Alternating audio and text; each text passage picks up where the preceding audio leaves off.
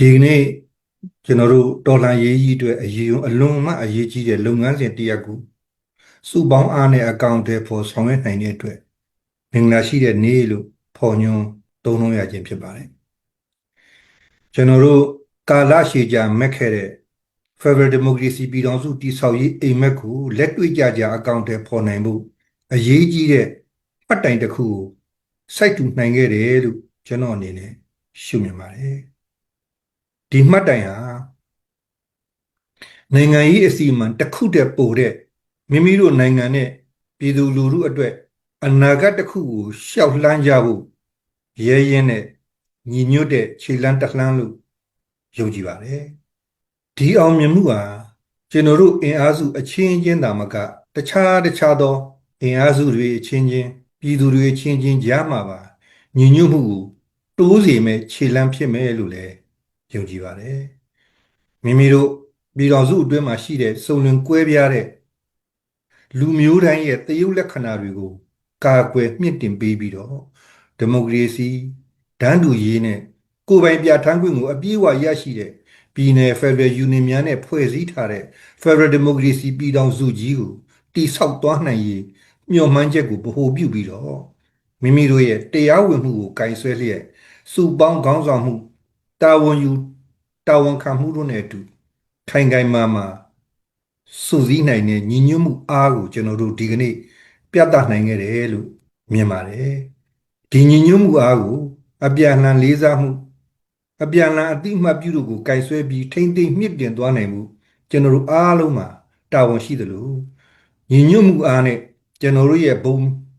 မျှော်မှန်းချက်အတွက်အဓိကအတားအဆီးဖြစ်တဲ့စစ်အာဏာရှင်စနစ်ဆိုးကိုအမြန်ဆုံးဖြိုချနိုင်ရေးဟာလဲကျွန်တော်တို့အားလုံးရဲ့တာဝန်တစ်ခုလို့ကျွန်တော်အနေနဲ့ခံယူပါတယ်ဒီကနေ့ကျွန်တော်တို့တော်လှန်ရေးရဲ့အဓိကဥတည်ချက်ဟာအုပ်ချုပ်သူအပြောင်းလဲပုံစံပြုပြင်ပြောင်းလဲရေးထက်တက်ဆိုင်သူအားလုံးပါဝင်တဲ့ Federal Democracy ပြည်ထောင်စုတည်ဆောက်ရေး Federal ပြည်ထောင်စုနိုင်ငံအတွက်ဖြစ်တယ်လို့မြန်မာပြည်သူလူထုနဲ့နိုင်ငံတကာအတိုင်းအဝိုင်းကိုထပ်မံတက်တည်ပြလိုက်ခြင်းလည်းဖြစ်ပါတယ်ဒေါ်လာကြီးရဲ့9နှစ်ကြာကာလအထိတိုင်ကြံ့ကြံ့ခံရင်ဆိုင်နေကြတဲ့မြန်မာပြည်သူလူထုကိုစားပြုတဲ့ကျွန်တော်တို့အင်အားစုတွေအကြားအခုတိဆောက်နိုင်ခဲ့တဲ့ညီညွတ်မှုဟာပြည်သူလူထုအတွက်စစ်မှန်တဲ့မျှော်လင့်ချက်ကိုဖော်ဆောင်ပေးနိုင်ဖို့ဖြစ်ပါတယ်နိုင်ငံရဲ့ကာလရှည်ဖြစ်တည်ခဲ့တဲ့ပဋိပက္ခကိုဖြေရှင်းနိုင်ဖို့လည်းဖြစ်ပါတယ်ဒီလိုကြီးလေးတဲ့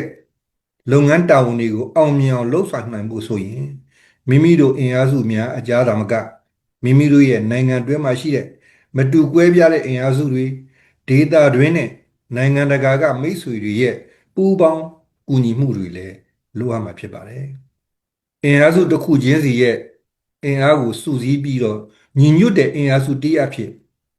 တော်လှန်ရေးနဲ့ကိုက်ညီတဲ့စစ်ရေးနိုင်ငံရေးမဟာဗျူဟာမြောက်ပူးပေါင်းဆောင်ရွက်မှုတွေချမှတ်အကောင့်တွေပေါ်ဆောင်ရွက်သွားနိုင်ရမှာဖြစ်ပါတယ်တစ်ချိန်တည်းမှာပဲဒီကနေ့လိုစိန်ခေါ်မှုအမျိုးမျိုးရှိနေတဲ့အချိန်ကာလမှာဒီဥဆောင်ကောင်စီကိုဖွဲ့စည်းနိုင်ခဲ့တာကြီးမားတဲ့အောင်မြင်မှုလို့ဆိုနိုင်ပေမဲ့မမျှော်မှန်းထားတဲ့စိန်ခေါ်မှုများစွာကလည်းကြိုဆိုနေတယ်ဆိုတာကိုခေါင်းဆောင်များအားလုံးလက်ခံသဘောပေါက်ထားပြီးလဲဖြစ်မယ်လို့ယုံကြည်ပါတယ်ပြည်သူလူထုကိုရောနိုင်ငံတကာအတိုက်အဝန်းကိုရောကျွန်တော်တို့ရဲ့စူးစီးမှုကျွန်တော်တို့ရဲ့မျှော်မှန်းချက်နဲ့ဥတည်ချက်တွေအပေါ်ယုံကြည်ကိုးစားပြီးပူးပေါင်းဆောင်ရွက်လာစေဖို့လဲကြိုးပမ်းသွားရမှာဖြစ်ပါတယ်ကျွန်တော်တို့အင်အားစုတွေအကြားစစ်မှန်တဲ့အပြောင်းအလဲအတွက်ဒီကနေ့ပြသခဲ့တဲ့ညီညွတ်မှုဟာရှေ့အနာဂတ်ကာလတွေမှာကြုံရမယ်အခက်အခဲအတားအဆီးစိန်ခေါ်မှုမျိုးစုံအတူတူရင်ဆိုင်ကျော်လွှားကြမယ်ဆိုတဲ့စုစည်းမှုနဲ့